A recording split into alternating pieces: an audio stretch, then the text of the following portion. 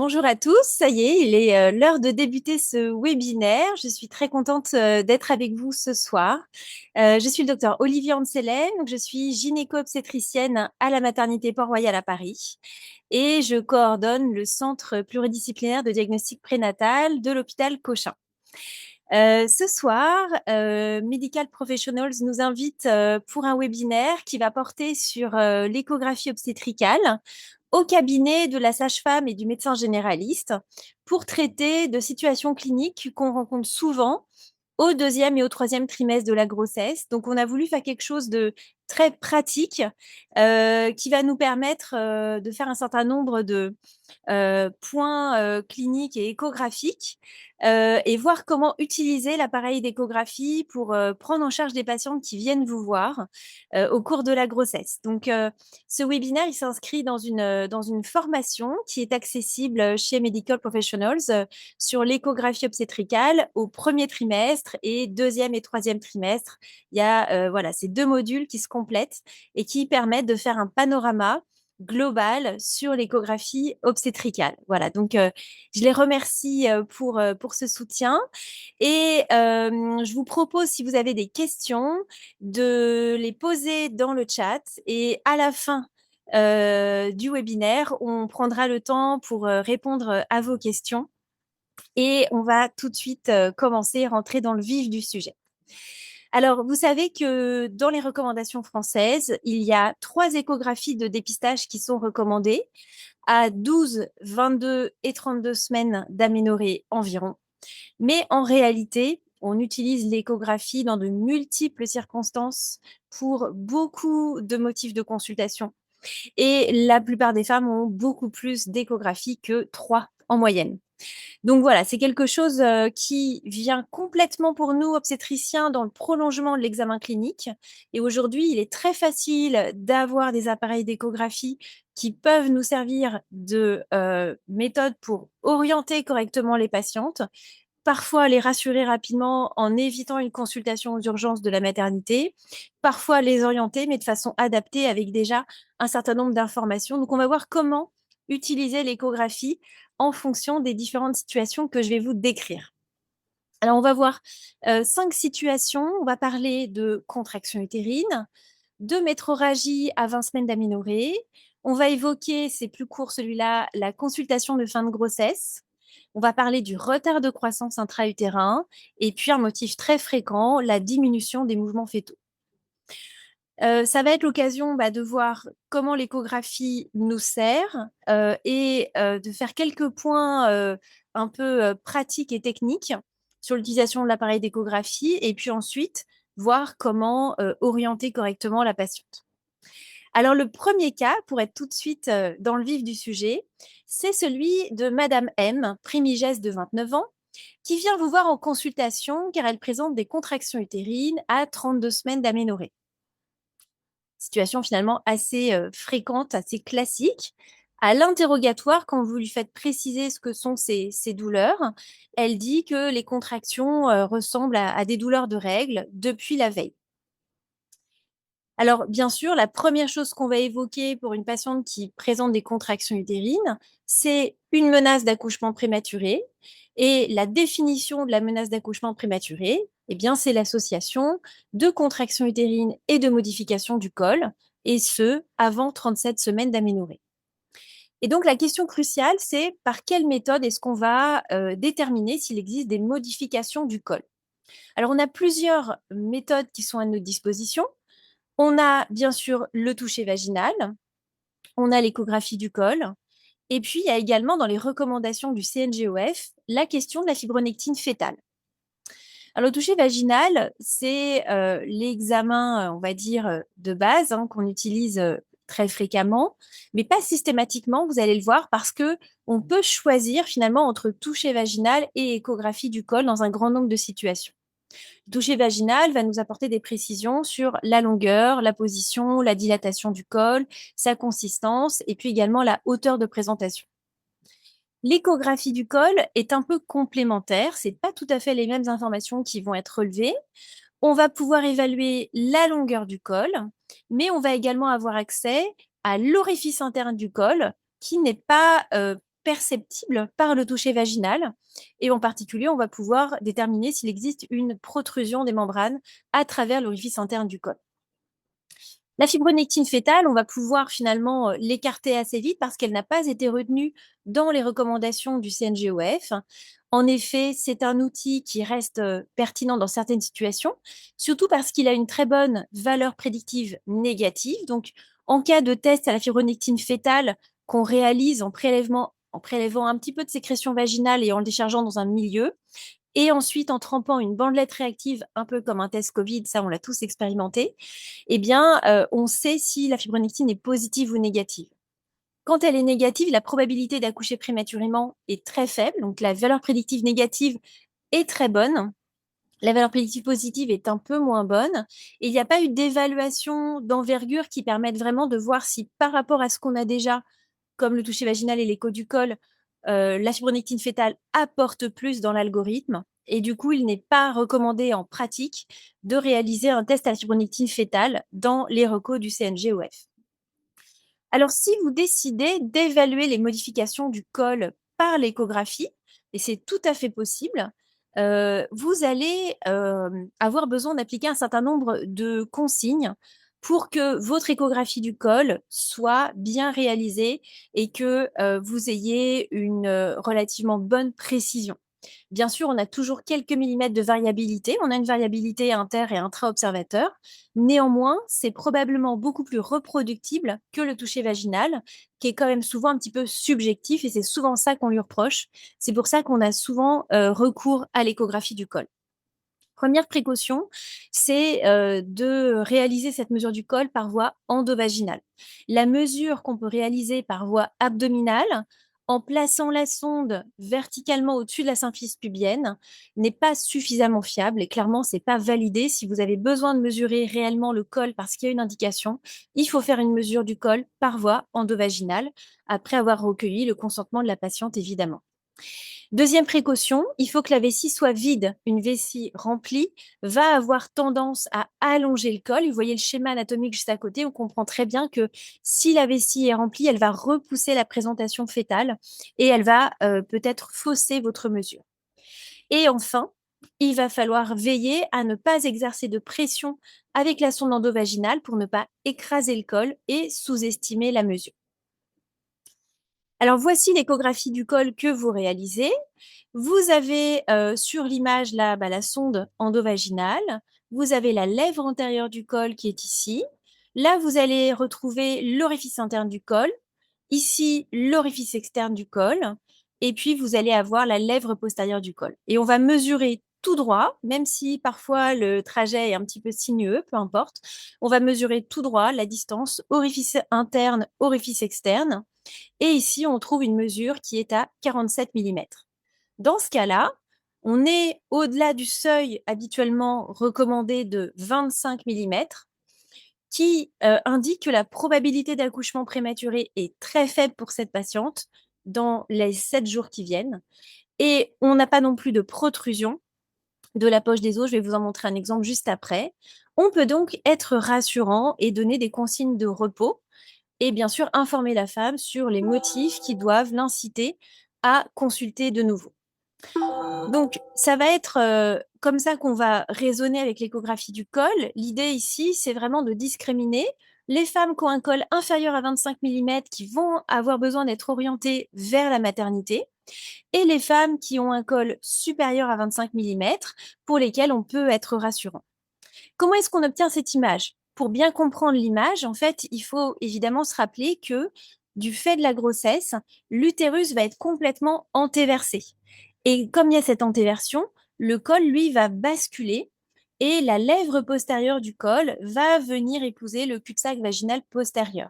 Donc, c'est pour ça que on tombe sur la berge antérieure du col et c'est comme ça qu'on obtient cette image qui subit une rotation sur votre écran. Et du coup, vous voyez aussi que vous apercevez la présentation fœtale ici. On est sur une présentation céphalique et donc on est bien sur une coupe sagittale centrée sur le col. Alors, quand on applique un petit peu trop de pression, on peut méconnaître une protrusion de la poche des os Et vous voyez ici, en exerçant de la pression, en fait, on va écraser le bas de la poche et on va appuyer sur l'orifice interne du col. Donc, quand on appuie, non seulement on allonge le col, mais éventuellement on masque une protrusion de la poche qui dessine ici un U. Alors, il y a des classifications pour distinguer les U et les V. Ça n'a pas beaucoup d'importance en pratique. Ici, on voit que l'orifice interne est complètement ouvert. Il y a une protrusion en U et on la lève en décomprimant. Donc, l'idée, c'est on introduit la sonde, on mobilise la sonde pour être bien sagittale et bien voir l'orifice externe, l'orifice interne. Et ensuite, une fois qu'on a une bonne image, on recule un petit peu la sonde pour lever la compression. Et à ce moment-là, on aura quelque chose qui sera le plus fiable possible. À partir de là, pour comprendre et informer la femme sur les différents temps de la prise en charge, si vous avez identifié que le col est inférieur à 25 mm, la patiente va être orientée vers la maternité et elle aura une prise en charge hospitalière dans une maternité de type adapté à son âge gestationnel. Donc, par exemple, avant 32 semaines, ce sera un type 3. Ça peut être un type 2B, un type 2A en fonction de l'âge gestationnel. Elle recevra une cure de corticoïdes pour la maturation pulmonaire fétale si on est avant 34 semaines d'aménorrhée. Elle recevra une tocolyse pour diminuer les contractions, donc soit de la tociban, soit de la difédipine. Et puis, si jamais elle se met en travail prématurément, on utilisera du sulfate de magnésium si on est avant 32 semaines d'aménorrhée, mais ça se met que quand le travail est débuté. Et on va proposer en prévention des complications du cubitus des bas de contention. Donc, ça vous permet aussi d'informer la femme sur les différents temps de la prise en charge qui lui seront proposés et d'expliquer voilà, que c'est des situations en général qu'on arrive à stabiliser et des femmes qui, la plupart du temps, vont finalement réussir à accoucher à terme. Mais l'idée, là, c'est de permettre cette sélection déjà entre les femmes qui peuvent rentrer à domicile avec des consignes de repos simples et celles qui vont être adressées à la maternité. Donc, on peut utiliser dans les recommandations soit le toucher vaginal, soit l'échographie du col. Il est précisé quand même que c'est vrai que l'échographie du col va avoir une meilleure reproductibilité. Elle est un petit peu moins subjective. Ce qu'il faut retenir, c'est que cette écho, si vous voulez qu'elle soit vraiment utilisable, il faut la faire par voie endovaginale et non pas par voie abdominale. Et le seuil donc, qui est le plus communément utilisé, c'est celui de 25. Le seuil de 15 mm a aussi été évalué dans certaines études pour prédire les accouchements très prématurés dans une courte échéance de moins de 48 heures. Mais le seuil de 25 est celui qu'on va utiliser en pratique. Voilà pour cette situation de menace d'accouchement prématuré. Deuxième situation, assez classique également, une patiente qui va se présenter pour des métrorragies en cours de grossesse. Il s'agit de Madame M, primigesse de 28 ans. Elle consulte dans votre cabinet pour des pertes vaginales de sang rouge survenues hier. Elle n'a pas d'antécédents notables et elle est actuellement à 20 semaines d'aménorrhée. Les saignements étaient rouges et peu abondants, moins que des règles. Elle n'a pas de douleur associée. Son état hémodynamique est le suivant, une fréquence cardiaque à 72, une pression artérielle à 110-63, donc elle a une bonne hémodynamique. Alors, motif de consultation très fréquent qui peut correspondre à énormément d'étiologies et souvent des étiologies tout à fait bénignes, mais il y a quand même des diagnostics qui nécessitent une prise en charge et donc il va falloir aller à la recherche de ces différentes étiologies. Alors, quelles sont les principales causes de métrorragie en cours de grossesse? On est un peu général, mais on va rester sur 2e, 3e trimestre essentiellement. L'ectropion, bien sûr, l'éversion de la muqueuse de l'endocole au niveau de l'exocole, je vais vous en montrer une photo, est une cause classique de métrorragie tout à fait bénigne qu'on va diagnostiquer par l'examen sous spéculum. Ça peut être également des modifications du col. Quand le col s'ouvre ou se raccourcit, il peut y avoir également des métrorragies. On va penser à la présence d'un hématome qui peut être sous-corial, donc qui n'est pas forcément quelque chose de grave, à la différence de l'hématome rétroplacentaire qui, lui, est derrière le placenta. L'hématome sous-corial, il est derrière les membranes et il n'a pas forcément de critères de gravité. Le placenta prévia, l'hématome rétroplacentaire, donc qui, lui, est une urgence obstétricale et lui, va se situer derrière le placenta. et puis l'hémorragie de Benkiser qu'on redoute toujours. Alors l'hémorragie de Benkiser, je vous en dis un mot, mais en fait c'est quelque chose d'extrêmement rare, heureusement. Il s'agit de la rupture d'un vaisseau du cordon qui a une insertion vélamenteuse. Au lieu que le cordon soit inséré au milieu de la galette placentaire, il va s'insérer sur le bord et les vaisseaux vont venir fusionner, ils sont collés aux membranes et au moment de la rupture de la poche des os, il peut y avoir à ce moment-là la déchirure d'un de ces vaisseaux. Donc, c'est une pathologie qui est rare et qu'on va essentiellement évoquer au troisième trimestre de la grossesse, dans des situations de rupture de la poche des os et qui sont en général associées à des placentas bien insérés. Alors, l'examen clinique, qu'est-ce qu'il va nous apporter? Premier temps, l'examen clinique pour ces patientes qui auraient des métrorragies, c'est de regarder est-ce qu'elle a un utérus contractile et faire une palpation abdominale. Et puis ensuite, un examen sous spéculum pour regarder est-ce que les métrorragies sont actives, est-ce que l'aspect du col est évocateur d'un diagnostic. Si bien sûr on tombe sur des modifications du col majeures, comme ce que vous voyez en bas à gauche, avec une poche des os qui est visible, on est dans une situation de menace de fausse couche tardive. Là, il y a une urgence à orienter la patiente vers les urgences de la maternité. L'ectropion dont je vous disais un mot tout à l'heure, ça saigne facilement en contact, en particulier après un examen du col. S'il y a une consultation récente, ça peut être quelque chose de très fréquent. Et là, on va pouvoir rassurer la patiente. Les 2 diagnostics qui sont très importants et qui seront plus souvent évoqués au troisième trimestre de la grossesse, en particulier pour ce qui est de l'HRP, c'est donc le placenta de Prévia et l'HRP. Le placenta de Prévia, il est caractérisé par des métrorragies de sang rouge. Il va y avoir un peu de contractions utérines qui sont à l'origine finalement des métrorragies, mais l'utérus est souple, c'est-à-dire qu'entre les contractions, il est bien relâché. C'est en dehors d'un contexte de prééclampsie et on va en faire le diagnostic à l'échographie avec un placenta bien inséré, c'est-à-dire à moins de 5 cm du col. L'hématome rétroplacentaire, le contexte clinique est complètement différent. C'est des pertes de sang marron, un utérus qui ne se relâche pas entre les contractions, on va parler d'utérus de bois.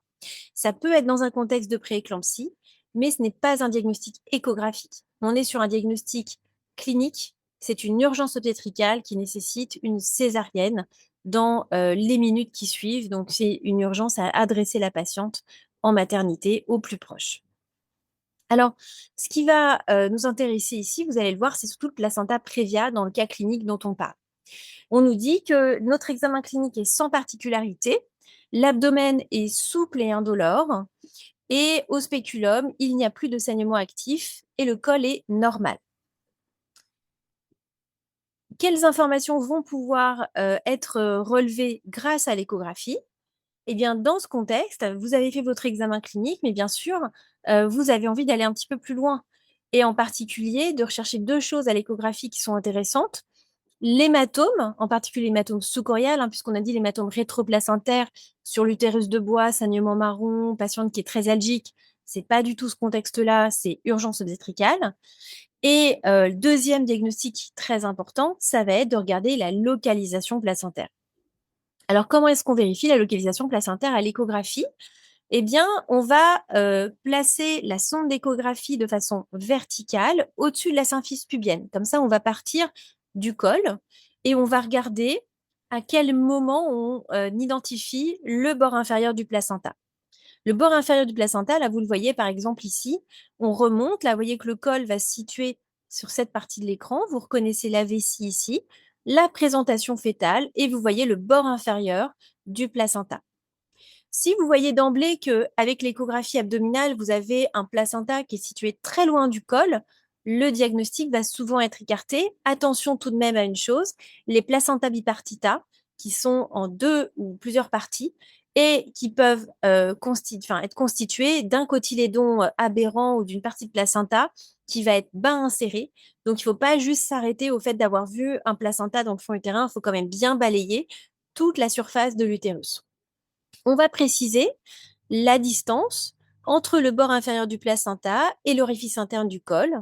Et pour ça, on va avoir besoin de s'aider de la voie vaginale sans exercer de pression. Vous savez que dans cette situation de placenta bas inséré, en particulier recouvrant, on va éviter le toucher vaginal, surtout ne pas introduire le doigt dans l'orifice interne du col parce que cela pourrait majorer les saignements. En appuyant sur le placenta, on risque de le décoller. Mais l'échographie du col douce, sans exercer de pression, elle est possible, elle est même indispensable si on veut mesurer précisément la distance qui sépare le bord du placenta et l'orifice interne du col. Voici un exemple avec une échographie endovaginale comme tout à l'heure. Vous retrouvez ici le col et vous voyez un placenta. Donc là, on est sur un placenta qui est postérieur. L'orifice interne est ici. Et du coup, vous pouvez diagnostiquer un placenta prévia. Et donc, c'est probablement ce placenta prévia qui est à l'origine des métrorragies chez notre patiente. Donc là, vous voyez, à nouveau, vous reconnaissez l'orifice externe et l'orifice interne. Alors, il affleure, hein, vous voyez, il affleure même, mais on pourrait presque dire qu'il recouvre. À ce stade de la grossesse, 25% des placentas sont bas insérés. C'est quelque chose de très classique. Les patientes qui n'ont pas de métrorragie et qui ont un placenta bas inséré au deuxième trimestre de la grossesse, on ne les inquiète pas par rapport à ça et on le recontrôle au troisième trimestre de la grossesse. On va le revoir évidemment à l'échographie du troisième trimestre. Et si c'est encore un placenta bas inséré, on le contrôlera à 36 semaines d'aménorrhée pour déterminer la voie d'accouchement. Si une patiente a saigné, on sait que c'est probablement à cause de ça et c'est là qu'on va proposer des consignes de repos. Alors, vous voyez qu'il existe des classifications pour le placenta prévia. Globalement, la définition du placenta prévia, c'est un placenta qui est inséré sur le segment inférieur, cette zone donc qui va se situer au-dessus du col. Et on distingue ceux qui sont bas insérés non recouvrants. Par exemple, celui-ci n'est pas recouvrant, il est juste bas. Celui-là, il affleure. Et ces deux-là sont complètement recouvrants. Pour bien sûr trancher sur la question de la voie d'accouchement. Et trancher, c'est bien le cas de le dire, parce que si c'est recouvrant, on fera une césarienne. Alors, la définition initiale, c'est une définition anatomopathologique qui est de dire que le plus petit côté des membranes est de moins de 10 centimètres. Mais ça, on ne peut le mesurer que quand on a une patiente qui a accouché et dont le placenta s'est délivré. Donc, bien sûr, nous, ce qui nous intéresse, c'est de le savoir avant la naissance. Et donc, on se base sur une définition échographique lorsque la distance est de moins de 5 centimètres entre le bord inférieur du placenta, qui se situerait ici, et l'orifice interne du col. Alors, cette patiente, si elle n'a pas de métrorragie active, je n'ai pas besoin de l'orienter vers les urgences et je vais pouvoir lui préconiser un repos à domicile. En revanche, si les métrorragies récidivent, il est important de consulter aux urgences. Et souvent, ce qui va permettre d'arrêter les saignements, c'est de proposer une tocolyse. La tocolyse va du coup diminuer l'intensité des contractions, éviter qu'il y ait des tiraillements sur le segment inférieur et donc éviter ces saignements. Il faudra penser à contrôler au cours des échographies ultérieures la position du placenta et à 36 semaines d'aménorrhée si le placenta est toujours bas inséré afin d'évaluer l'impact sur la voie d'accouchement. Et puis, bien sûr, on pense toujours à vérifier le résus de la patiente. En cas de patiente de résus négatif avec un fœtus de résus positif, il faudra prévoir la prophylaxie de l'alloïmisation résus. Voilà pour les métrorragies. Alors, troisième situation clinique, ça peut être au cours d'une consultation de fin de grossesse qu'on va céder de l'échographie. Alors ici, je vous propose une patiente qui est à 36 semaines d'aménorrhée, avec une grossesse qui s'est déroulée normalement.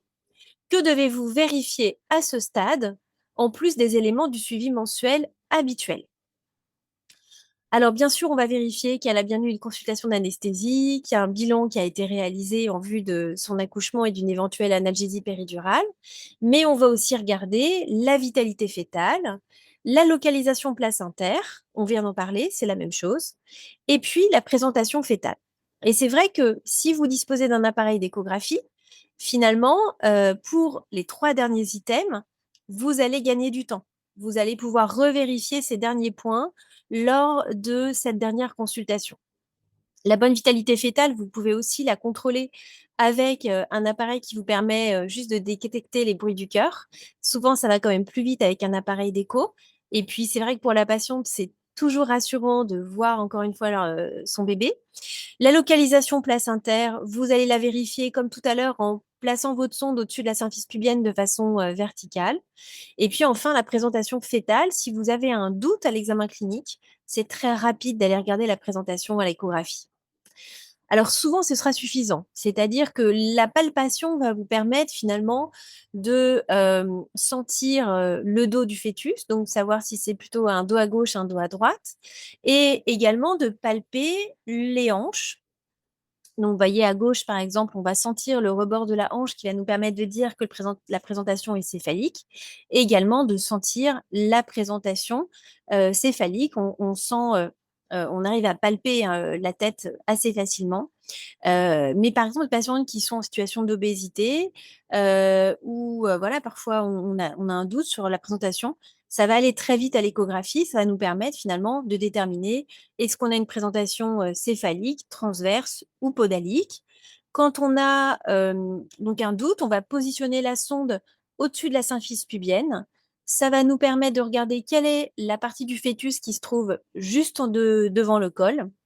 On va balayer pour regarder rapidement, où est orienté le dos et puis en cas de présentation du siège, on va préciser si c'est un siège complet avec les 2 pieds en bas, décomplété avec les 2 pieds vers le visage ou semi-décomplété, une jambe pliée, une jambe tendue. Voilà, celui-là, il était très court, mais je pense que c'est, vraiment l'occasion, assez facile, de saisir la sonde et de s'aider, quand on est dans ce type de situation. Alors celui-là, il est un peu plus, complexe. Ça va nous permettre d'aborder aussi les recommandations récentes sur la question du dépistage du retard de croissance, in utero et bien reprendre les définitions, parce que ça peut être parfois source d'interprétations, difficiles, même quand vous récupérez le compte rendu, qui a été fait, au moment du dépistage pour, bien, identifier si on est dans le cas d'une situation qui nécessite une surveillance accrue ou si on est dans le cas d'une situation qui, relève d'un suivi standard. Alors, il s'agit d'une patiente, primigeste sans antécédent et vous la voyez pour sa consultation mensuelle de 28 semaines d'aménorrhée. Jusque-là, la grossesse s'est déroulée normalement et pendant votre, consultation, vous mesurez la hauteur utérine, ça fait partie des choses qui sont requises, bien sûr, et vous notez une hauteur utérine à 22 centimètres. Alors qu'en pensez-vous? En fait, la hauteur utérine, 22 centimètres pour 28 semaines d'aménorrhée, c'est petit et je pense que, bien sûr, ça va vous choquer déjà, visuellement, mais il faut savoir que la hauteur utérine, c'est un très bon outil pour le dépistage du retard de croissance, et de la macrosomie et que finalement, on ne jure que par l'écho, mais quand même la clinique reste importante et ça peut nous permettre déjà d'identifier, des patientes qui vont avoir, un retard de croissance ou un gros bébé qui nécessiterait peut-être, un déclenchement de l'accouchement et une surveillance particulière, en fin de grossesse. Donc dans ce cas-là, on a une hauteur utérine qui nous paraît faible pour l'âge gestationnel, on va suspecter un retard de croissance in utero. Alors, comment, on mesure? Ben, on va partir de la symphyse pubienne, on a besoin du repère osseux pour mesurer la hauteur utérine. On va aller jusque dans le fond utérin et on peut utiliser la règle assez simple de prendre le nombre de semaines d'aménorrhée et de retrancher 4. Alors ça marche presque partout, sauf à la fin, mais voilà, c'est un repère, comme un autre. En tout cas, faut pas négliger ce signe, même si c'est un vieux signe, c'est quand même assez pratique parce que la patiente ne va pas avoir des échographies, avec des biométries tous les mois. Maintenant, si vous avez un doute, et c'est le cas ici, eh bien, on peut faire une estimation du poids fœtal qui va nous permettre de situer le bébé, et de déterminer s'il existe réellement un retard de croissance in utero. Alors, les paramètres qui vont nous permettre d'estimer le poids fœtal à l'échographie, il y en a 3: le périmètre céphalique, le périmètre abdominal et la longueur fémorale. À partir de 3 mesures, vous allez donc pouvoir disposer d'une estimation du poids fœtal qui va vous permettre à ce moment-là de trancher très rapidement sur l'existence ou non d'un retard de croissance in utero. Le périmètre céphalique, eh bien, vous allez le mesurer sur une coupe axiale symétrique haute de la boîte crânienne qui va correspondre au plus grand périmètre céphalique. Donc c'est vraiment la coupe la plus large. Cette coupe, elle doit être, symétrique. Donc là, vous voyez qu'on a horizontalisé la ligne médiane. Elle est symétrique avec 2 hémisphères qui sont de taille identique en proximal et en distal. Vous avez une coupe qui n'a pas le cervelet sur cette image, donc vous êtes au-dessus de la tente du cervelet, vous ne devez pas voir le cervelet, sinon c'est que vous êtes trop bas. Vous voyez en avant le septum pellucidum, vous voyez en arrière les thalamies, là on distingue le troisième ventricule qui est virtuel, et puis vous allez voir également la vallée sylvienne qui est bien operculée. Il faut que l'image soit suffisamment zoomée, qu'elle occupe les 2 tiers de l'écran, et on va bien prendre aussi tous les contours de la table osseuse pour ne pas sous-estimer le périmètre céphalique. Donc, ces repères, ils sont vraiment importants à connaître pour vous permettre de vous assurer que vous êtes sur cette bonne coupe qui est bien représentée là en vert au-dessus du cervelet et qu'on n'est pas trop bas. Sinon, vous allez avoir des petits PC et mine de rien, vous allez du coup provoquer plus d'examens et plus d'inquiétudes possiblement chez les patients.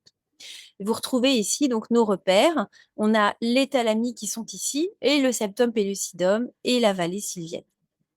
Voilà.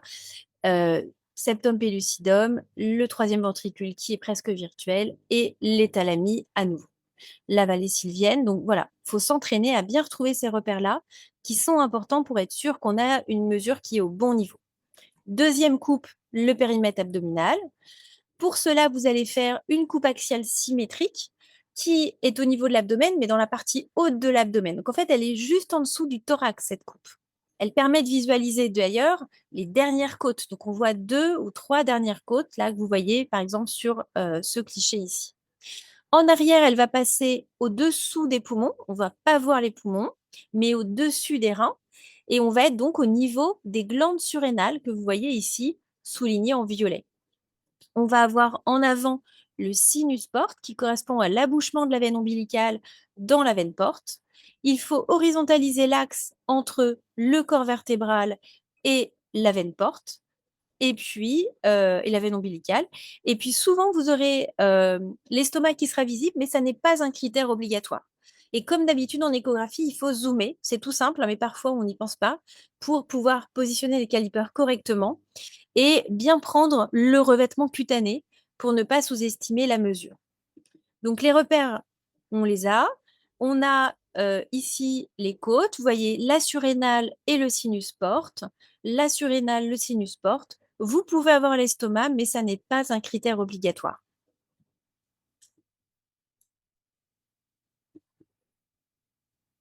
Hop.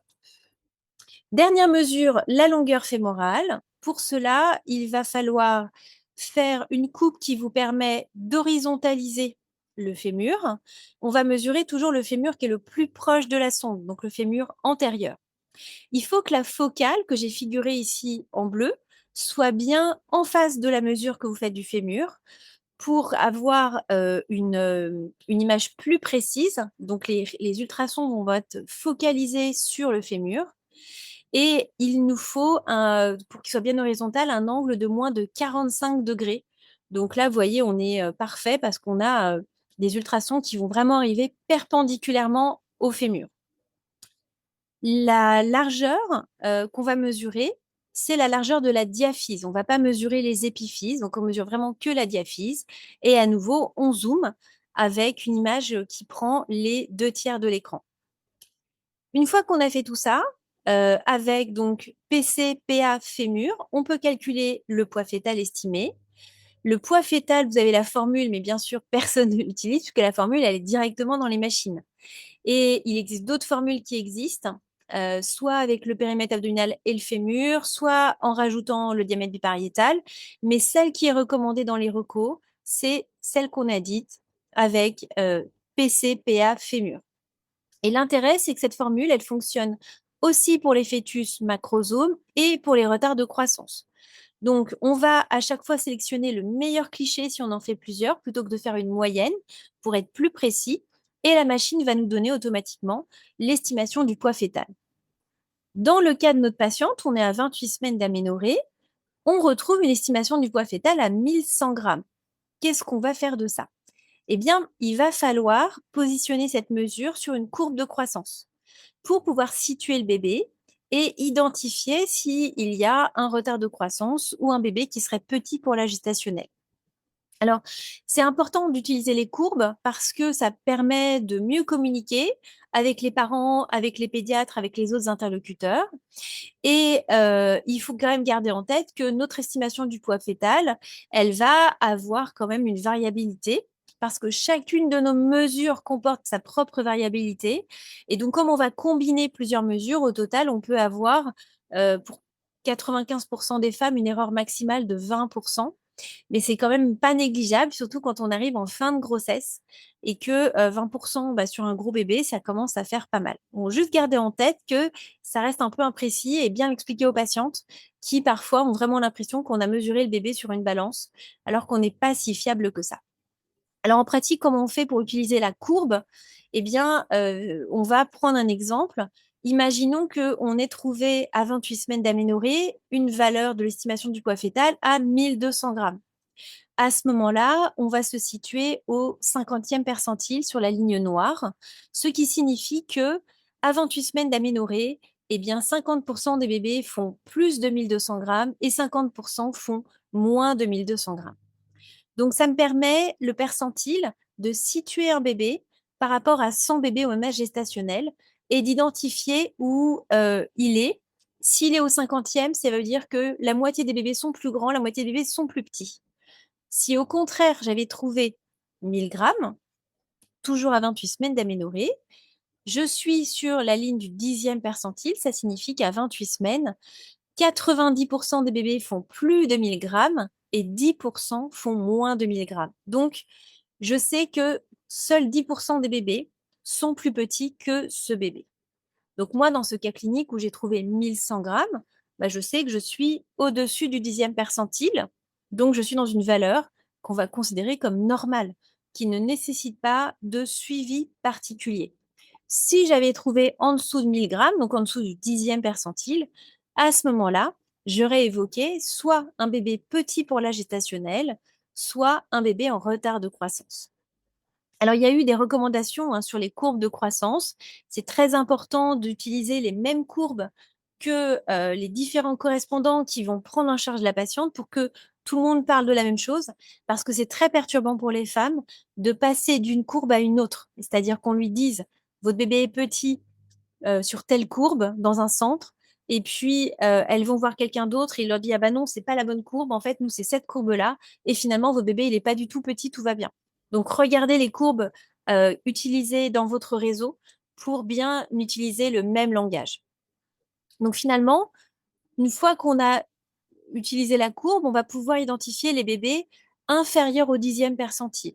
On va dire que ces bébés inférieurs au 10e percentile, ils sont petits pour la gestationnelle, ce qui ne préjuge pas finalement d'une cause, parce que ça peut être un bébé un peu petit qui est fabriqué petit. On appelle ça un PAG constitutionnel. Souvent, les parents sont petits, les grands-parents sont petits, c'est le mode de fabrication. Soit un bébé qui a un potentiel de croissance qui n'est pas obtenu, soit du fait de conditions maternelles ou fœtales qui sont présentes. Par exemple, un placenta qui ne fonctionne pas bien, une pathologie génétique, une infection fœtale. Dans ce cas-là, ce bébé a une morbimortalité néonatale augmentée. Les anciennes définitions qu'on a utilisées jusque très récemment, qui étaient les définitions du collège suite au RECO de 2013, étaient donc de dire PAG, c'est moins du 10e percentile. RCU, c'est un PAG associé à un défaut de croissance, c'est-à-dire un arrêt ou un infléchissement de la croissance sur 2 examens séparés d'au moins 3 semaines. Donc, quand on a une dynamique de croissance qui n'est pas bonne et qu'on compare plusieurs examens, on peut dire qu'il y a un retard de croissance. Au moment où les recommandations sur les courbes sont sorties, il a été décidé d'utiliser les recommandations internationales de l'ISUOG, qui avaient été publiées en 2020 et qui sont un peu plus précises, parce qu'en fait, notre dépistage des retards de croissance n'est pas très bon et qu'il est probable que finalement, notre façon de les identifier n'est pas suffisante. Donc, on a besoin de critères plus précis. Les critères pour le PAG, c'est la même chose, c'est une estimation de poids inférieure au 10e percentile. Pour le retard de croissance, ça peut être un bébé qui est, si on est avant 32 semaines, inférieur au 3e percentile par l'estimation de poids ou par le périmètre abdominal, ou alors inférieur au 10e, mais il y a des anomalies du Doppler utérin ou du Doppler ombilical. Et si on est après 32 semaines d'aménorrhée, bah, c'est soit un bébé inférieur au troisième, toujours, soit l'association de deux critères, une estimation ou un périmètre abdominal inférieur au dixième, un infléchissement de croissance avec un bébé qui a perdu 50 percentiles, ou des anomalies du Doppler ombilical ou du Doppler cérébral. Ça peut paraître un peu complexe, mais c'est cette façon-là qui permet finalement de bien identifier les retards de croissance sans perdre trop de temps, sans attendre potentiellement une autre échographie dans 3 semaines qui, elle, permettra de poser le diagnostic. Et donc, vous comprenez que parmi l'ensemble des bébés qui sont inférieurs au dixième percentile, c'est-à-dire 10% finalement de la population des fœtus, vous allez avoir une majorité qui sont des petits pour l'âge gestationnel constitutionnel, qui vont aller très bien, qui n'ont pas de morbimortalité augmentée. Mais vous allez avoir parmi eux des bébés qui sont en RCIU et qui, eux, doivent bénéficier d'une surveillance renforcée avec des monitorings et des échographies rapprochées, des évaluations des Doppler. Et vous voyez qu'il est aussi possible d'avoir un retard de croissance sans avoir une estimation de poids inférieure au dixième. Si par exemple on a l'infléchissement de la croissance et qu'il a perdu au moins 50 percentiles après 32 semaines, associé à des anomalies Doppler, à ce moment-là, on pourra quand même parler d'un bébé qui est en retard de croissance. Donc voilà, définition un peu complexe à utiliser en pratique, mais très importante pour améliorer notre dépistage des bébés en retard de croissance. Dernier cas clinique pour conclure ce webinaire, cas hyper fréquent, la patiente qui vient vous voir pour une diminution des mouvements fœtaux. Donc, il s'agit de Madame F. Elle ne sent pas bien bouger son bébé depuis hier et elle est actuellement à 33 semaines d'aménorrhée. La grossesse se déroule normalement jusque-là. L'échographie du troisième trimestre réalisée à 32 semaines d'aménorrhée, donc il y a une semaine, était sans particularité. La pression artérielle est à 10,6. Elle n'a pas de douleur, elle n'a pas de contraction. Donc en gros, elle n'a pas de symptomatologie, mais elle vous dit juste, je sens moins bien mon bébé bouger. Donc ça, c'est vraiment quelque chose de très fréquent et de toujours très inquiétant pour les patientes. Et donc, le recours à l'appareil d'échographie va être vraiment essentiel dans cette situation. Alors, à partir de quel âge gestationnel, normalement, les patientes vont percevoir les mouvements du fœtus? C'est très variable en réalité. Pour les primigestes, en général, on dit 21 semaines d'aménorrhée. Et pour les patientes qui ont déjà eu des grossesses, on dit plutôt vers 19 semaines d'aménorrhée. Mais il existe quand même beaucoup de variabilité, en particulier en fonction de la présentation fœtale, de la localisation du placenta qui, quand il est antérieur, amortit un petit peu les perceptions. Donc, voilà, c'est difficile de savoir finalement si c'est normal ou pas normal de ne pas percevoir les mouvements du fœtus. En tout cas, dans les recommandations, ce qui a été dit, c'est que, ça n'est pas recommandé, enfin, il est même recommandé de ne pas encourager les femmes à compter les mouvements du fœtus.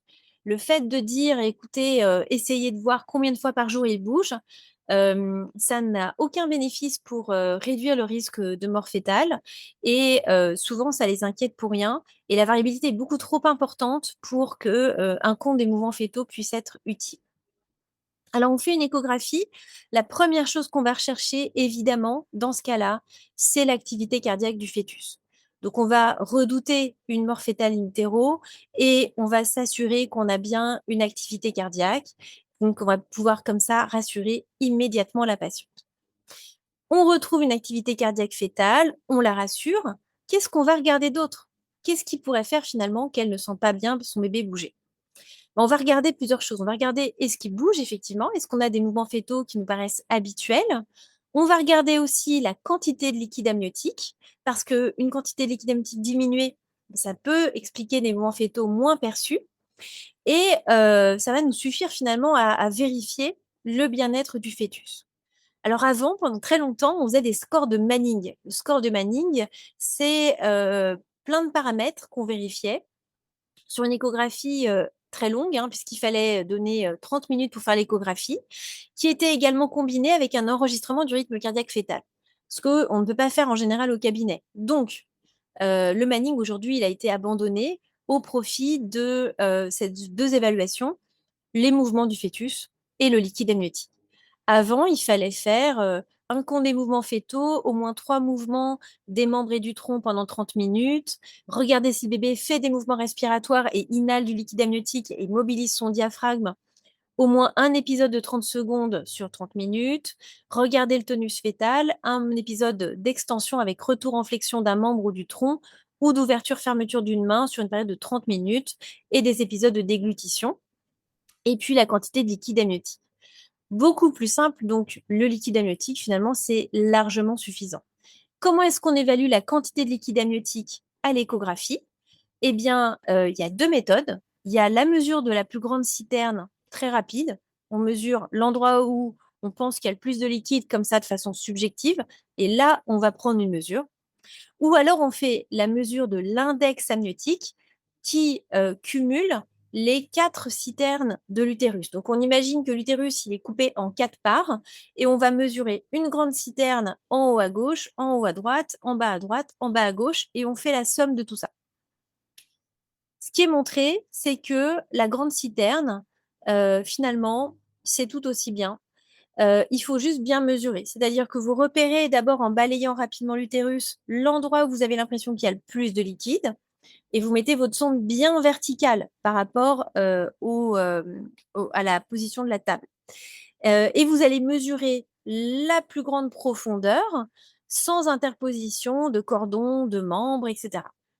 Et on rend ça en centimètres. Donc finalement, c'est ce qui va être le plus simple. Vous notez la présence de mouvements fœtaux et une grande citerne à 5 centimètres. On est rassuré.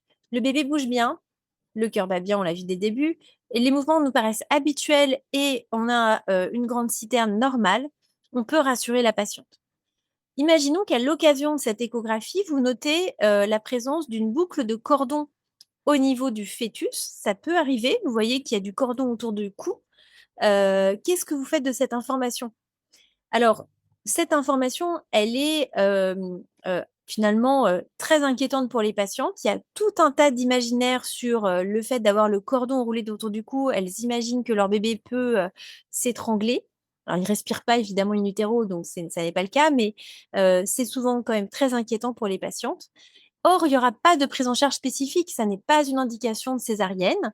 Et d'ailleurs, dans la littérature, il n'y a pas d'association avec une issue défavorable. Pas plus de risque d'avoir une extraction instrumentale, une asphyxie fœtale ou une césarienne. Donc, on ne les cherche pas, les boucles, les circulaires du cordon. Et quand on les voit, on n'en parle pas parce qu'en plus, ça n'a pas une très bonne performance. Donc, quand on regarde finalement, 21% des grossesses pourraient avoir un tour, 0,5% pourraient avoir 3 tours, mais quand on arrive à terme, ça pourrait être jusqu'à 34%. Donc finalement, c'est quand même relativement fréquent. Mais surtout, ça change tout le temps parce que le fœtus bouge en permanence, il s'enroule, il se déroule et donc finalement, ça ne va pas changer grand-chose. Cette étude avait regardé justement la performance de l'échographie et c'était intéressant parce que c'était fait juste avant la mise en travail. Et ils ont montré que la valeur prédictive positive, c'est-à-dire les patientes chez qui ils avaient identifié un circulaire du cordon juste avant l'accouchement, pendant le travail, qui avait vraiment un circulaire du cordon, eh bien, c'était seulement 29%, donc c'est pas très bon. Et quand il n'y avait pas de circulaire, et ben, dans 85%, ils n'en voyaient pas. Donc finalement, très peu d'intérêt et c'est probablement lié à la mobilité du fœtus et au fait aussi qu'on peut facilement se tromper parce qu'on voit une boucle de cordon le long du cou et qu'elle enroule pas forcément tout le cou du bébé. Je vous passe sur, en plus des images parfois hyper angoissantes pour les patientes. Clairement, c'est évident, on n'a pas envie de les inquiéter de façon inappropriée pour quelque chose donc qui n'est pas, pertinent sur le plan de la clinique. Si on résume et qu'on reprend un peu les recommandations toutes récentes de 2024 du CNGOF, pour évaluer le bien-être fœtal, il est recommandé d'avoir recours soit au rythme cardiaque fœtal, ça c'est plutôt quand on est à la maternité, soit à l'échographie, et ça c'est plutôt quand on est au cabinet de la sage-femme ou du médecin. Donc c'est suffisant de rassurer la patiente par une échographie quand elle vient pour une diminution des mouvements fœtaux, si vous avez une échographie qui est normale, avec un bébé qui bouge bien, une quantité de liquide normale. Si le fœtus donc a un examen qui n'est pas complètement habituel, et que là, vous avez un doute parce que vous trouvez que les mouvements ne sont pas habituels, à ce moment-là, il faudra l'orienter vers la maternité pour qu'elle ait une évaluation plus complète avec un enregistrement du rythme cardiaque fœtal. Eh bien voilà, on fait le tour de, ces cas cliniques. Donc vous voyez qu'en obstétrique, l'échographie est vraiment très utile et nous, ça nous paraîtrait maintenant, impossible de nous passer de l'échographie. Dans la majorité des cas, ça va nous permettre quand même de rassurer la patiente. C'est vrai que toutes les patientes qui viennent aux urgences ont quasiment toujours une échographie. Puis dans certains cas, ça va permettre d'identifier des patientes, qui sont dans des situations à risque et d'orienter la prise en charge et de leur, délivrer davantage d'informations. Donc ces informations, elles sont importantes et elles vont permettre, d'affiner et de faire, mieux en termes de prise en charge. Alors, je vous remercie de votre attention et je vous souhaite, beaucoup de plaisir à pratiquer, l'échographie avec, les patientes que vous prenez en charge. À très bientôt. Bonne soirée.